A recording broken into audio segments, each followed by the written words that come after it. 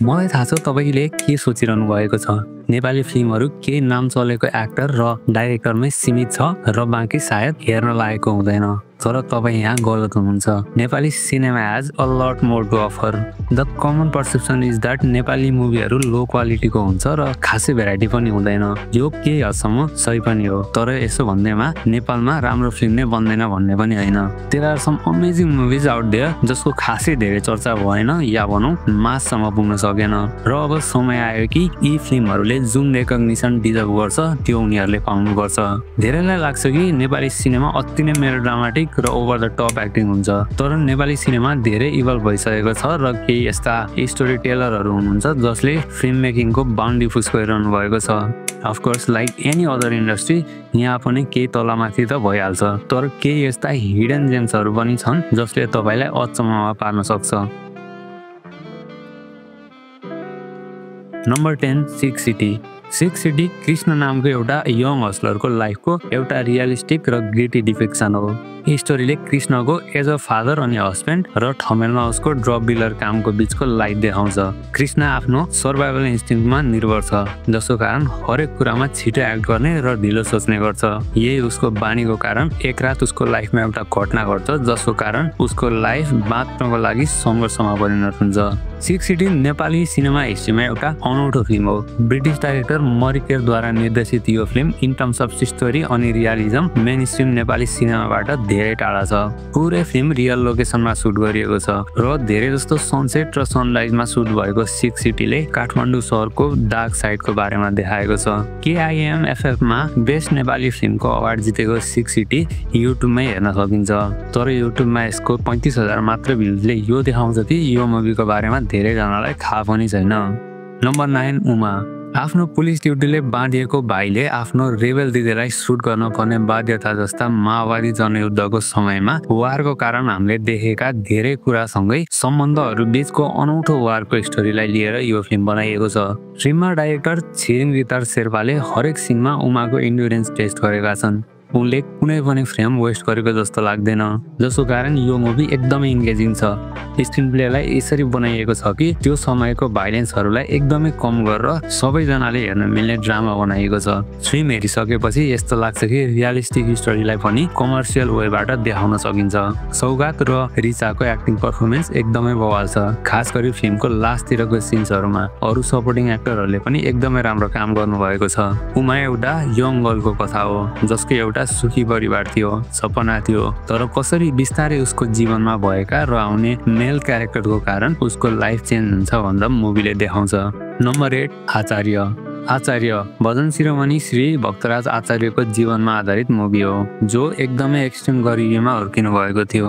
गरिबी र बिना बुवा हुर्किरहनु भएको उहाँलाई उहाँको सिङ्गर बन्ने सपना अधुरो लाग्थ्यो, तर कसरी यी सबै कुराहरूलाई ओभरकम गरेर उहाँ नेपालको one of the greatest singer बन्नुभयो भनेर फिल्मले देखाउने कोसिस गरेको छ। तर एक्सिडेन्ट र उहाँको जिब्रोमा भएको ट्युमरको कारण उहाँले आफ्नो जिब्रो र लाइफमा एउटा चुज गर्नुपर्ने हुन्छ। फिल्ममा उहाँकै छोरा सत्यराज आचार्यले उहाँको रोल प्ले गर्नुभएको छ। यदि तपाईँ बायोपिक मुभीहरू मन पराउनुहुन्छ भने यो फिल्म हेर्न नभुल्नुहोला। Number 7 Red Monsoon. वर्षौंदेखि चलिआएको मचिन्द्रनाथ जात्राको ब्याकड्रपमा रहेको यो मुभी पाटनको वरपर सुट गरिएको छ। थ्रु द क्यारेक्टर्स हामीले परिवर्तन हुँदै गरेको समाजलाई नजिकबाट हेर्न पाउँछौँ, जहाँ मानिसहरू कसरी आफ्नो लागि बाँचिरहेको छन्। खस्किरहेको इकोनोमी, युथहरूको एङ्गर र यो सबै गन्जागोलको बीचमा अलमल्ल बुढापाकाहरूको समस्या यो फिल्ममा देखाइएको छ। यो मुभीले अब्युजिभ फादर, डरपोक श्रीमान, डिस्क्रिमिनेसन, रेप जस्ता समस्याहरूलाई लिएर नेपाली समाजको तितो सत्यलाई स्क्रिनमा देखाउने कोसिस गरेको छ। फिल्मको प्रेजेन्टेसन धेरै राम्रो छ। मलाई अलि चित्त नबुझेको कुरा चाहिँ डायलगहरू हो, त्यति रियलिस्टिक छैन, अलि अननेचुरल खालको छ। Number 6 Kagbeni. Kagbeni famous horror story the monkey's पपन नेपाली एडाप्टेसन हो। फिल्ममा कृष्ण भर्खर मलेसियाबाट नेपाल फर्किएको छ।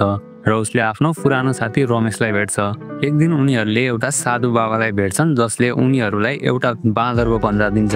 यो पन्जामा आफूले मागेको कुराहरू पुरा हुन सक्ने शक्ति हुन्छ, तर यसको बदलामा उसले केही लिएर पनि जान्छ। फिल्ममा कसरी मानिसको लोभले उनीहरूको लाइफमा अप्ठ्यारो सिचुएसनहरू आउँछ भनेर देखाइएको छ। मुभीको मेन क्यारेक्टरहरू एकदमै नेचुरल, एकदमै अनप्रेडिक्टेबल अनि साथसाथै इमोसनली कमजोर पनि छन्। हरेक एक्टरले यो सबै कुरालाई एकदम राम्ररी प्ले गरेको छन्। सौगात मल्ल र दिया मास्केको पर्फर्मेन्स टप क्लास छ। मलाई अचम्म लागेको त निमा रुम्बाको पनि पर्फर्मेन्स बवाल छ। फिल्मको सिनेमाटोग्राफी धेरै नै राम्रो छ र डाइरेक्टर भूषण दाहाल सरले स्टोरीलाई यति मजाले देखाउनु भएको छ कि हरेक दर्शकले यो मुभीलाई एकदमै नजिकबाट फिल गर्न सक्छ। मलाई अचम्म लाग्छ हामी नेपालीहरूले सिनेमा केवल इन्टरटेनमेन्ट मात्र नभएर आर्ट पनि हो भन्दा कहिले बुझ्ने हो, किनकि हामीले कागबेनी जस्तो मास्टरपिसलाई जति पाउनु पर्ने हो त्यति सम्मान दिन सकेनौँ। हाम्रो सिनेमा त्यति बेला मात्र ग्रो हुन्छ जब हामीले यस्ता सिनेमाहरूलाई सपोर्ट गर्छौँ। त्यसैले मेरो सबैलाई रिक्वेस्ट छ यस्ता खालका सिनेमाहरूलाई सपोर्ट गर्नुहोस्, जसले गर्दा फिल्म मेकर्सहरूलाई यस्ता सिनेमा फेरि पनि बनाउन मोटिभेसन होस्। Number 5 highway.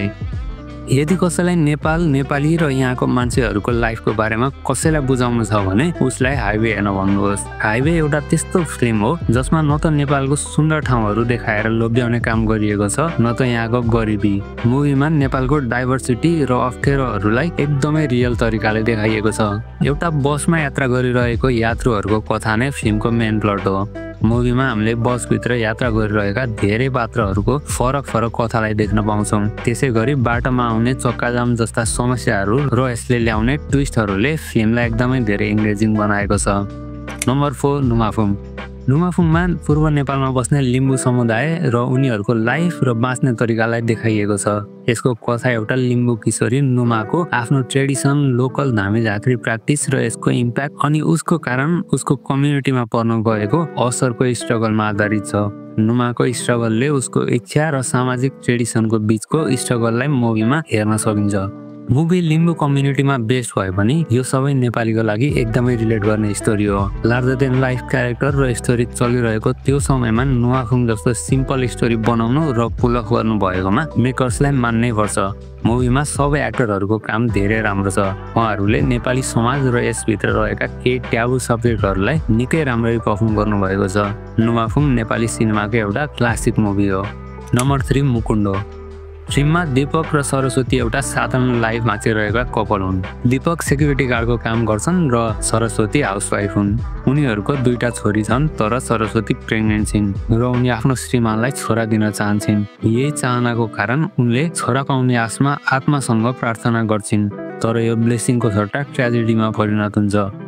त्यसपछि उनीहरू झाँक्रिनी गीताकोमा सहयोग माग्न जान्छन् र गीताको कारण फिल्ममा ट्विस्ट एन्ड टर्न्सहरू थपिँदै जान्छ।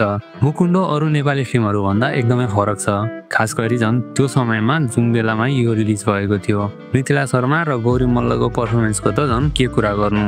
मुभीको स्क्रिन प्ले धेरै राम्ररी लेखिएको छ। सिनेमाटोग्राफी यति राम्रो छ कि यसले पुरै समय तपाईँलाई बाँधेर राख्छ। मन नपरेको चाहिँ फेरि पनि फिल्मको डायलग। अलि नर्मल डायलग भएको भए फिल्म अझ झन् राम्रो हुने थियो। नम्बर 2 सुनगावा। सुनगावा हाम्रो जस्तो समाजको एकदमै कम्प्लिकेटेड र ट्याबु टपिकमा बनाइएको छ। यस्तो टपिकमा मुभी बनाउनु नै ठुलो कुरा हो, जसको लागि मेकरलाई मान्नै पर्छ। फिल्ममा दिया र किरण दुईजना छोरी मान्छेहरूको लभ स्टोरी देखाइएको छ र कसरी उनीहरू यो सम्बन्धको कारण उनीहरूले भोग्ने विभिन्न समस्याहरूलाई निकै राम्ररी देखाइएको छ। दिया मास्के र सौगात मल्लले अरू बेला जस्तै बवाल पर्फर्मेन्स दिनुभएको छ, तर यो फिल्ममा निशा अधिकारीको पर्फर्मेन्स देखेर तपाईँ छक्क पर्नुहुनेछ। सुनगावा एउटा सिम्पल नेपाली मुभी हो जसले एकदमै कम बोलिने र खासै वास्ता नगरिने टपिकलाई उठाएको छ। अनेस्टली फिल्म पर्फेक्ट त छैन, केही कुराहरू सुधार गर्न सकिन्थ्यो र एन्डिङ अलिकति खल्लो टाइपको छ, तर ओभरअल मुभी धेरै राम्रो छ। नम्बर 1 साँगुरो। साँगुरोमा भर्खर विवाह भएको नव दम्पति जोडीको कथा छ, जसमा एउटा सानो रुममा उनीहरूको आमासँगै बस्ने कारण उनीहरूको फिजिकल रोमान्समा आएको बाधालाई देखाइएको छ। फिल्मको सुरुमा तपाईँलाई लाग्न सक्छ यो मुभी भर्खरै बिहा भएको जोडीको सेक्सुअल फ्रस्ट्रेसनको बारेमा हो, तर फिल्म सकिँदासम्म कसरी जो झुपडीपट्टिमा आफ्नो सर्भाइभलको लागि स्ट्रगल गरिरहेको छ उसको लागि प्राइभेसी खासै मतलब राख्दैन भनेर मुभीले देखाउँछ। मुभीमा हरेक एक्टरहरूको पर्फर्मेन्स नेक्स्ट लेभल छ। स्क्रिन प्ले, डाइरेक्सन अनि सिनेमा सिनेमाटोग्राफी पनि बवाल। यदि हेर्नु भएको छैन भने एकपल्ट हेर्नुहोला। यो मुभी अथेन्टिक नेपाली सेटिङ र स्टोरीमा बनेको छ। अन्तिममा यहाँलाई आजको भिडियो कस्तो लाग्यो? तपाईलाई अरु कुनै नेपाली मुभी अन्डररेटेड लाग्छ भने कमेन्टमा लेख्न नभुल्नु होला। साथै भिडियो मन पर्यो भने लाइक अनि सब्स्क्राइब गर्न नबिर्सिनु होला। लास्टसम्म हेरिदिनु भएकोमा धन्यवाद। फेरि यस्तै अरु नेपाली सिनेमा र अन्डररेटेड नेपाली मुभिजहरुको लिस्ट लिएर फेरि आउने नै छौं। त्यति बेलासम्म यो स्क्रिनमा भएको भिडियो हेर्दै गर्नु होला। हवस् त, त्यही भिडियोमा भेटौँला।